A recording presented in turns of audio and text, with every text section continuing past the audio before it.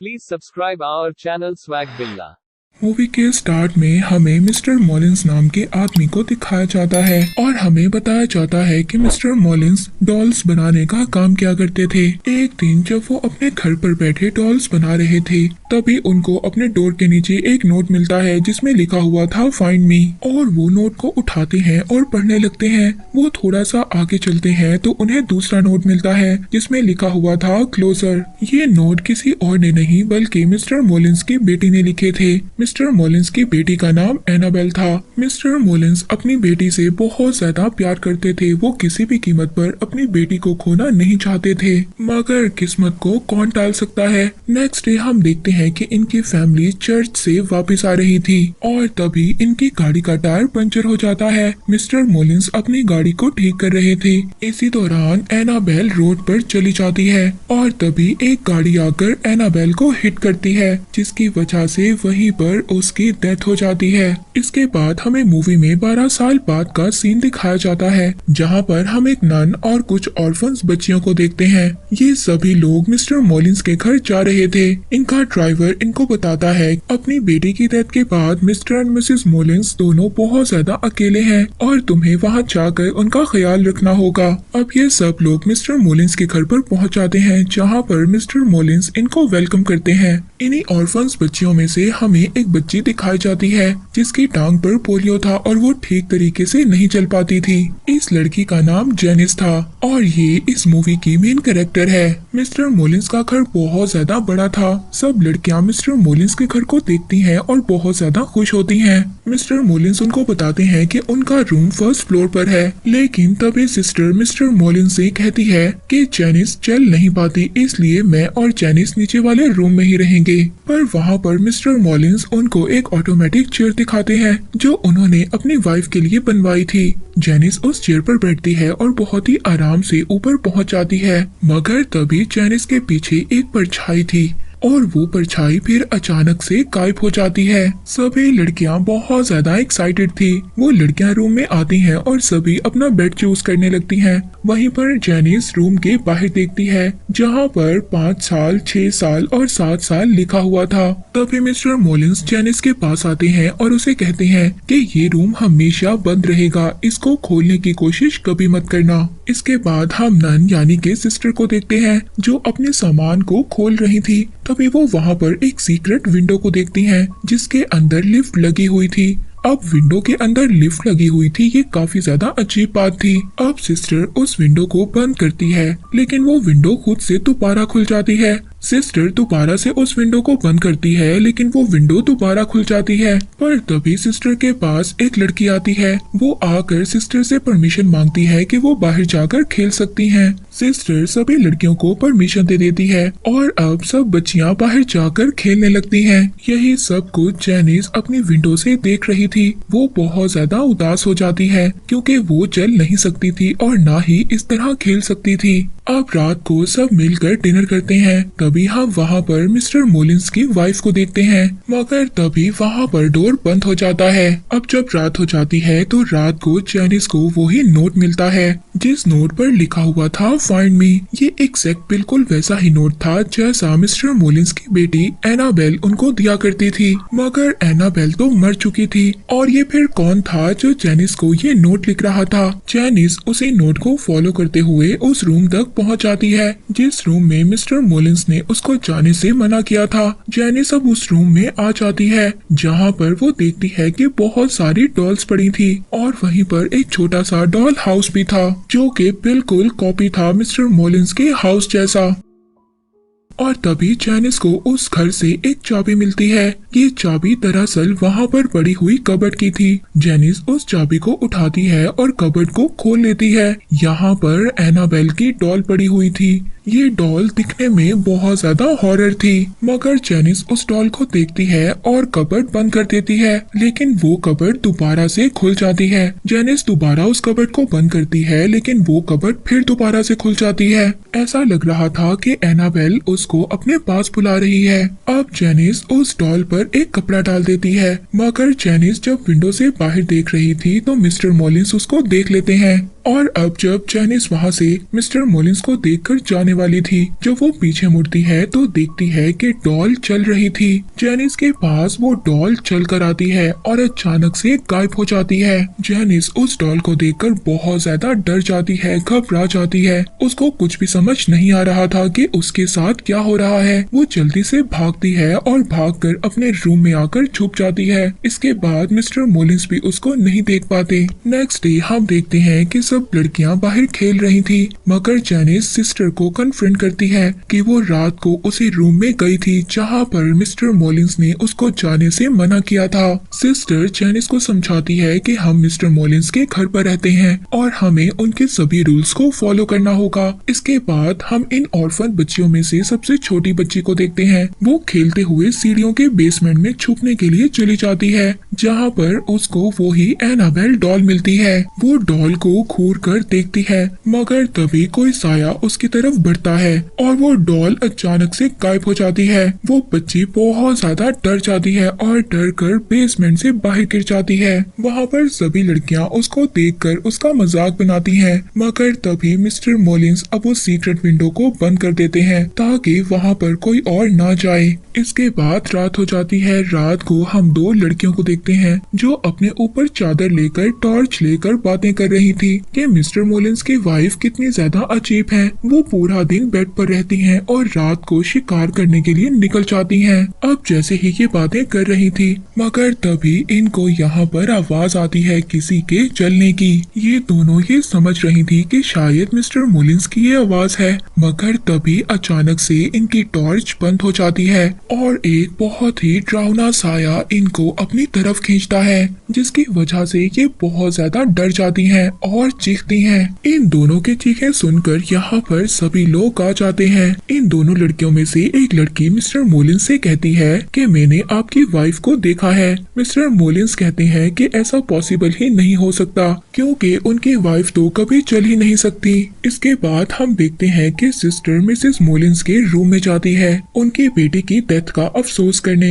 यहाँ पर हम मिसेस मॉलिंस को पहली बार देखते हैं। वो हमेशा मास्क पहनकर रखती थी। वो ऐसा क्यों करती थी ये बात हमें आगे जाकर पता चलेगी। और हम देखते हैं कि ये सारी बातें जैनिस बाहर खड़ी सुन रही थी। जैनिस वहीं पर एनाबेल और उसकी डॉल की पिक्चर को देखती है और उसको उतार कर वो अपने पास रख लेती है। इसके बाद रात को दोबारा से जैनिस उसी रूम में जाती है, मगर इस बार उसके साथ वो छोटी बच्ची भी होती है। वहाँ पर वो छोटी बच्ची उस एनाबेल की डॉल पर कोई टॉय फेंकती है, जिससे वो डॉल उसको बहुत ज्यादा गुस्से से देखती है। वो छोटी बच्ची लिंडा ये सब कुछ देखकर बहुत ज्यादा डर जाती है और वहाँ से चली जाती है, लेकिन जैनिस अभी भी इसी रूम में थी। जैनिस को वहाँ पर एनाबेल नजर आती है। ये एनाबेल नहीं, ये एनाबेल की सोल थी जो एक मिरर की तरफ देख रही थी। जैनिस एनाबेल से कहती है कि बताओ तुम्हें क्या चाहिए, मैं तुम्हारी मदद कर सकती हूँ, बताओ मुझे क्या चाहिए। और अब जैसे ही जैनिस की बातें एनाबेल सुनती है,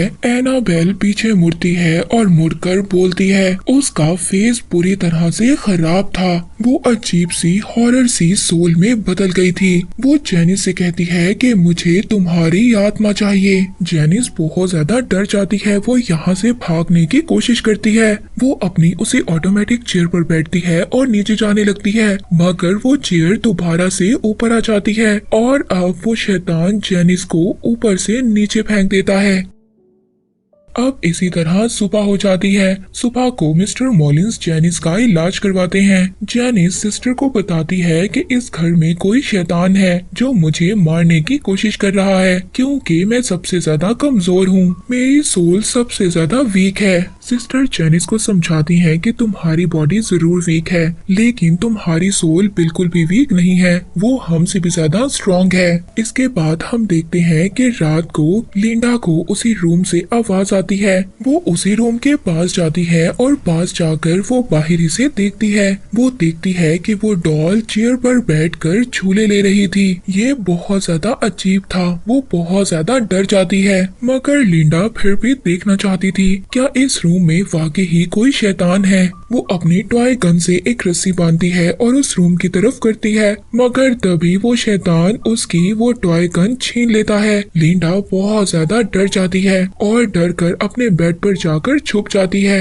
और वो शैतान वहाँ पर आता है और अपनी डॉल लेकर चला जाता है। नेक्स्ट मॉर्निंग एक और अजीब सी बात होती है। सिस्टर एनाबेल को बाहर लेकर घूमने जाती है, मगर तभी वो सिस्टर अचानक से शैतान में बदल जाती है और वो जेनिस को ले जाकर एक स्टोर रूम में फेंक देती है और वहाँ पर बंद कर देती है। जेनिस को वहाँ पर एनाबेल नजर आती है। एनाबेल जेनिस के अंदर अपना सारा खून फेंक देती है, यानी कि जो स्पिरिट अभी तक एनाबेल की शक्ल में नजर आ रही थी वो अब जेनिस के अंदर जा चुकी थी। सभी लोग जेनिस की जब चीखें सुनते हैं तो वहाँ पर आ जाते हैं, मगर जेनिस सबको ये दिखा रही थी कि वो बिल्कुल नॉर्मल है, क्योंकि अब वो शैतान जेनिस के अंदर जा चुका था। नेक्स्ट डे मिस्टर मोलिन्स लिंडा के पास आते हैं। लिंडा मिस्टर मोलिन्स को सब कुछ सच सच बता देती है कि आपके मना करने के बावजूद जेनिस उस रूम में गई थी और उसने वहाँ से डॉल भी ले ली थी।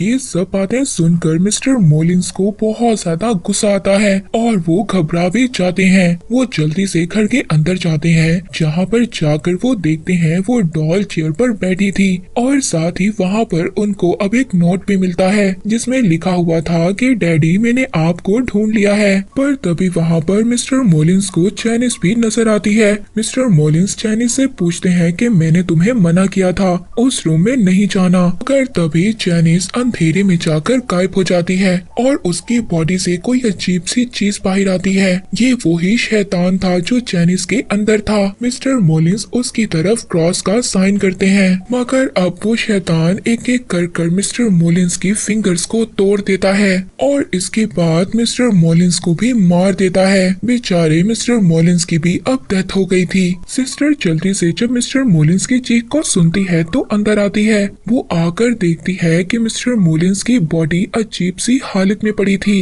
ऐसा लग रहा था कि उस शैतान ने मिस्टर मोलिन्स की बॉडी का सारा खून चूस लिया है। अब ये इंसिडेंट देखकर सब लड़कियां बहुत ज्यादा डर जाती हैं। लिंडा अब ये डिसाइड करती है कि ये डॉल को फेंक देगी। ये उसी रात उस डॉल को पास कुएं में फेंकने जाती है, मगर सिस्टर उसको जाते हुए देख लेती है। लिंडा उस डॉल को फेंक कर नीचे झुककर देख रही थी, मगर तभी कोई अचानक से चीज उसको अपनी तरफ खींच रही थी, मगर यहाँ पर लिंडा की किस्मत अच्छी थी। सिस्टर आती है और उसको बचा लेती है। लिंडा और सिस्टर दोनों भागकर घर के अंदर आती हैं, जहाँ पर वो देखती हैं कि जेनिस गायब थी और डॉल बेड पर पड़ी हुई थी। सिस्टर को कुछ भी समझ नहीं आ रहा था कि इस घर में क्या हो रहा है। सिस्टर मिसेस मोलिन्स के पास जाती है और जाकर पूछती है कि इस घर में क्या है, ये सब कुछ क्या हो रहा है, क्या इस घर में कोई ब्लैक पावर है जो सबको मार रही है। यहाँ पर सच्चाई पता चलती है। मिसेस मोलिन्स बताती हैं कि उनकी बेटी की डेथ के बाद वो दोनों बहुत ज्यादा अकेले हो गए थे, इसीलिए उन्होंने फैसला किया कि वो अपनी बेटी को वापस लाएंगे। इसके लिए उन्हें चाहे कुछ भी करना पड़े, लेकिन ये नुकसान इतना ज्यादा बड़ा होगा उन्होंने कभी भी नहीं सोचा था।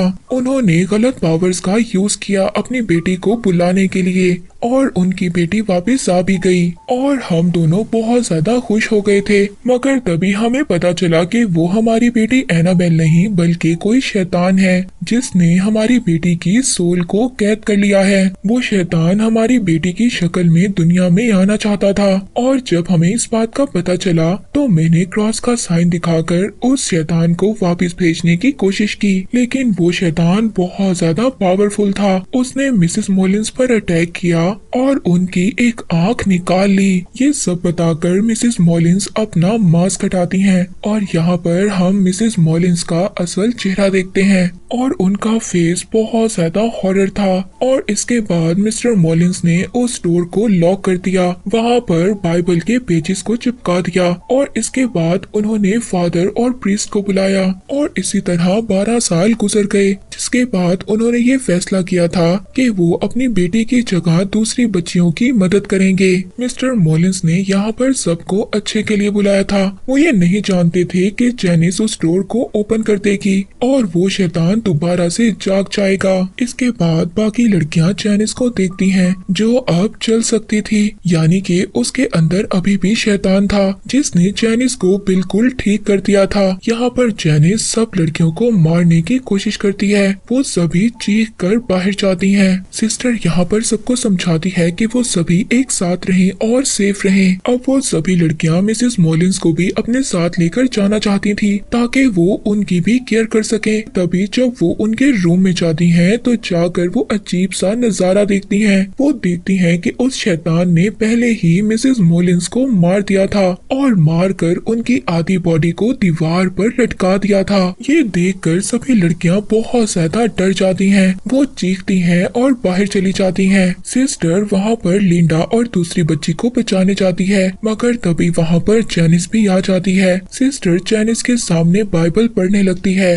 तभी जेनिस सिस्टर को उठाकर एक मिरर में दे मारती है, जिसके बाद जेनिस के अंदर जो शैतान था वो वहाँ पर सभी लड़कियों को तंग करने लगता है। इन्हीं में से एक लड़की कॉटेज में जाकर छुप जाती है। तभी वहाँ पर शैतान उसको मारने की कोशिश करता है। दूसरी तरफ लिंडा जेनिस से बचने की कोशिश कर रही थी। जेनिस लिंडा के पीछे थी और उसको मारना चाहती थी। लिंडा तभी उस सीक्रेट विंडो को ओपन करती है जिसमें वो देखती है कि मिसेस मॉलिंस जो मर चुकी थी मगर अब उनकी बॉडी में जान आ गई थी और वो लिंडा की तरफ आ रही थी। जल्दी से लिंडा उस विंडो को बंद कर देती है। सिस्टर लिंडा को बचाने के लिए आ जाती हैं। जेनिस एक नाइफ से सिस्टर पर स्टैब करती है, जिसके बाद सिस्टर जेनिस को उसी कबर्ड में बंद कर देती है जहाँ पर पहले वो डॉल बंद थी। वो शैतान पूरे घर को हिलाना शुरू कर देता है। वो अपनी पूरी ताकत लगाता है उस कबर्ड से बाहर आने की, मगर वो नहीं आ पाता। यहाँ पर सारे घर की लाइट्स ऑन ऑफ हो रही थी। इसके बाद ये सब देखकर सभी यहाँ से भागने लगते हैं। हम देखते हैं कि पूरा घर हिलने लगता है और सभी लाइट्स एकदम ब्लास्ट हो जाती हैं और बिल्कुल अंधेरा हो जाता है। अचानक से बिल्कुल हर चीज खामोश हो जाती है। ऐसा लग रहा था कि जैसे वो शैतान अब यहाँ से जा चुका है। इसके बाद नेक्स्ट डे का सीन दिखाया जाता है जहाँ पर पुलिस आ जाती है। पुलिस उस कबर्ड को खोलती है, मगर उस कबर्ड में सिर्फ डॉल थी। जेनिस वहाँ से गायब हो चुकी थी। इसका मतलब वो शैतान अभी भी जेनिस के अंदर था और वो जेनिस को अपने साथ लेकर आजाद हो चुका है। इसके बाद हमें दिखाया जाता है कि एक ड्राइवर उस डॉल को लेकर चला जाता है और फिर ये सभी लड़कियां भी डिसाइड करती हैं कि वो इस घर को छोड़कर चली जाएंगी। इसके बाद हमें कुछ टाइम बाद का सीन दिखाया जाता है जहां पर हमें कपल को देखते हैं। वो ऑर्फन हाउस से एक लड़की को अडॉप्ट करने आए थे और ये लड़की कोई और नहीं जेनिस थी, जिसका पाँव भी बिल्कुल ठीक हो चुका था। इसका मतलब अभी भी शैतान उस जेनिस के अंदर था। हमें इसके बाद जेनिस को बड़ा होते हुए दिखाया जाता है। 12 साल बाद हम देखते हैं कि जेनिस अब बड़ी हो चुकी है। उसके पेरेंट्स को उसकी आवाज सुनाई देती है। उसके फादर जेनिस को चेक करने के लिए जाते हैं, मगर तभी वो अपने फादर का गला काट देती है और इसके बाद वो अपनी मदर को भी मार देती है और यही आवाजें सुनकर इनकी नेबर जाग जाती है और इसी के साथ ये मूवी यहीं पर एंड हो जाती है।